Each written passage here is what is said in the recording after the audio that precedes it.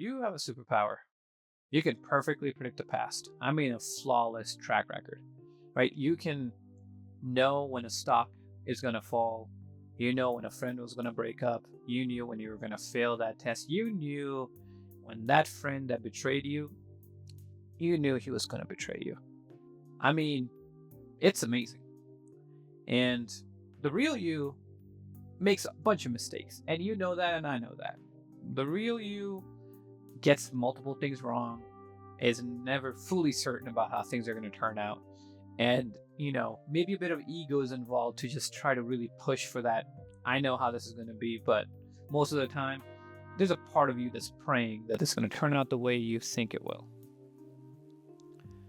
The wildest part is that version of you that can perfectly predict the past, that can perfectly know an outcome.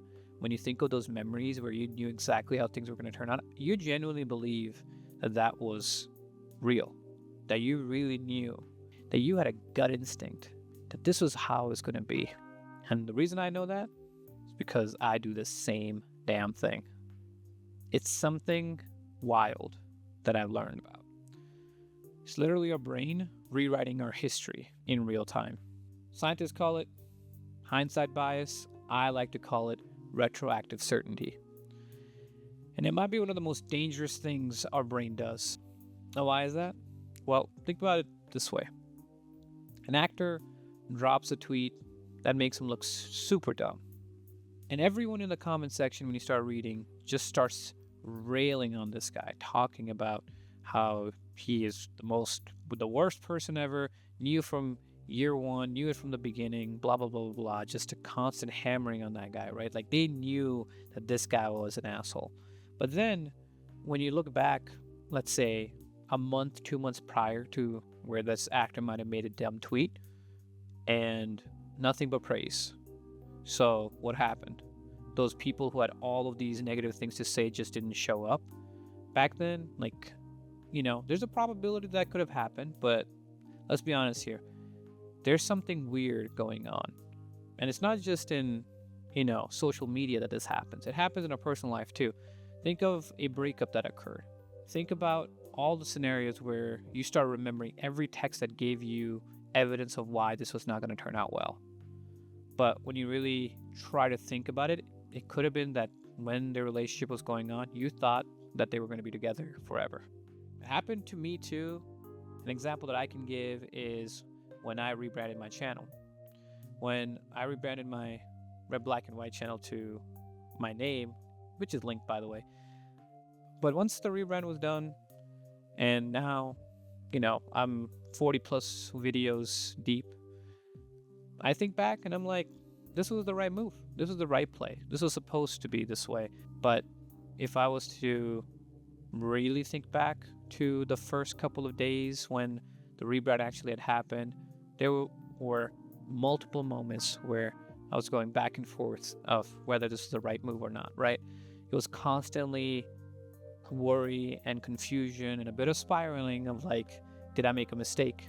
And even knowing that, I still have the feeling that I knew that this was the right move.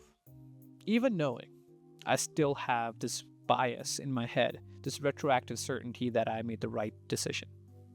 And it could be that I did, and it's not about the decision being right or wrong. It's me feeling that I always knew. That is the most dangerous thing. Because if you're always right in hindsight, then you never really have to ask the kind of uncomfortable question, right?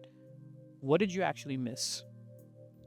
What were you right about? What were you wrong about? Where were you confused?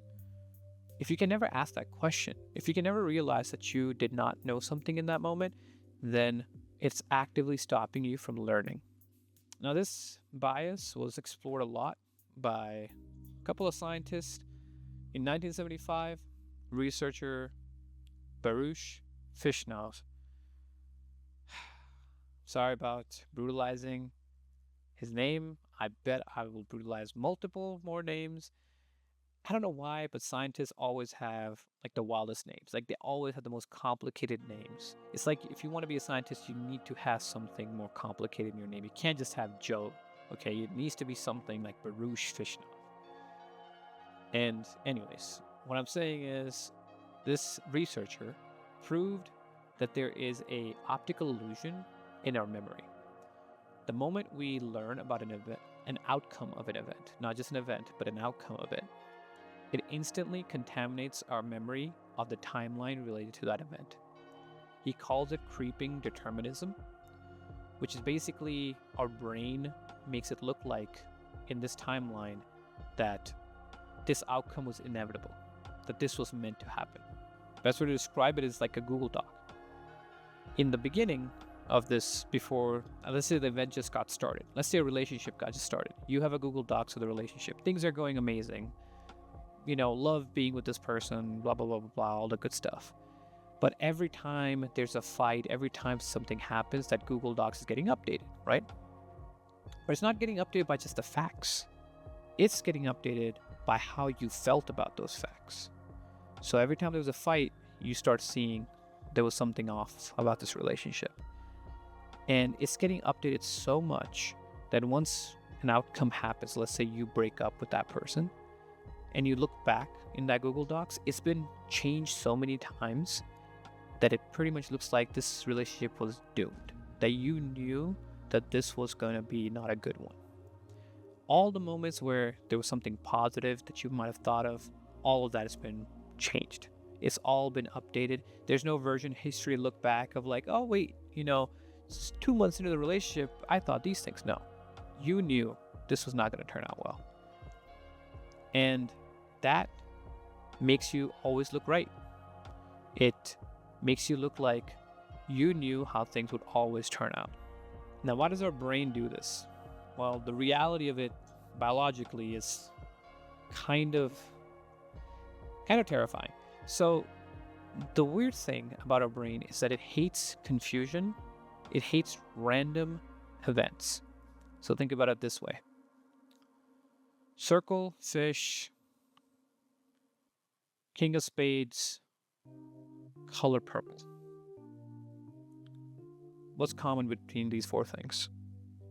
Nothing really. Just random stuff I made up.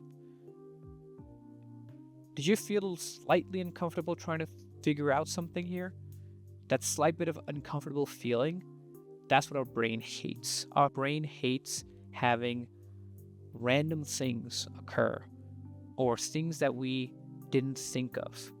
It wants everything to be cause and effect. And yes, cause and effect exists in the world, but we can't keep track of all the variables. We don't know why things go wrong or things go right. Sometimes we do, sometimes we can accurately plan, but most of the time that's because of in hindsight. We look through all the variables and we're like, this is why this domino effect eventually led to this moment. But in specifically the present time, you don't know what's common between these things, but our brain will actively start changing our history. It will start making it look like that these four things always had a purpose. They always had a connection. There was always a cause and effect to these things. Because our brain hates confusion. To it, confusion seems like a useless data. So it prefers us to be smart, or at least feel like we're smart, and feel also slightly arrogant, than confused and unsure about things. And it gets way better. So these two psychologists, Neil Rose and Kathleen Voss, looked at what happens when we are right versus when we're embarrassingly wrong. So when we're right, we claim predictability. So basically what I mean by that is if you're right, you essentially say, I knew it all along. My intuition is just spot on. I have a good feeling about these things. But what about all the times when you're wrong? Well, our brain does something different there. It doesn't just accept, I was wrong there.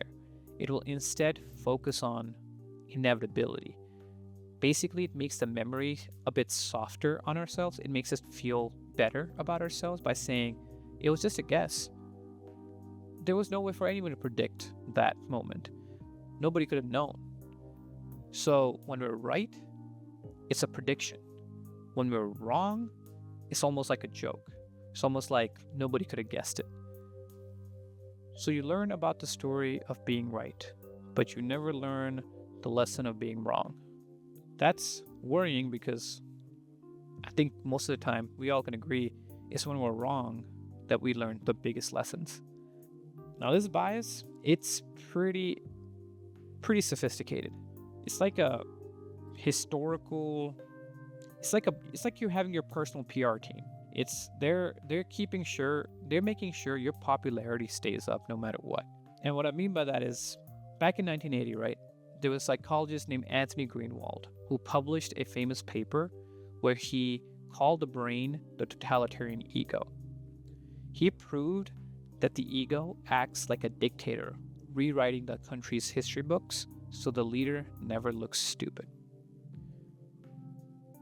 What that basically means is that this PR team that we have that is trying to make us look popular is constantly, quietly rewriting the history and the memories of our past so that we always look like we were always this smart, like we always knew what was going to happen. What we know now based on the outcomes that have occurred, like for example, let's say the stock market crashed. We know now that the stock market crashed. It will make us think that back in the day when we were putting in our money in those stocks, we knew that that stock market was going to crash. If we saw a hand in poker fail, it'll make us look like we always knew when we were playing that hand that this hand was going to fail. It's rewriting the past completely. The scary part about that is that what essentially that's saying is that you can't actually tell what actually happened versus what this PR team is whispering in your ear. The receipts might be out there, but they're lost and you can't access them. So that Google history, the Google Docs history, where you can see all the records, you can't access those. You only access the most updated page, which has changed to make you look good. Now, I really don't like this personally because, see, my confidence comes from my judgment. And now I'm realizing, or I'm learning that my judgment is kind of manufactured by my brain. It's called outcome bias, where we judge our past decisions by how they turned out. So instead of looking at what we were thinking during that time, we're instead basing it off of what occurred actually. So we could have made the most dumbest moves during those moments, but if we got lucky and the situation turned out well, man, we are the smartest person in the world.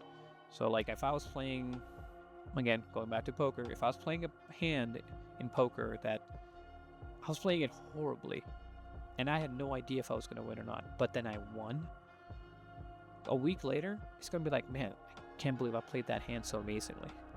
Literally, your brain is doing that to us. That is wild.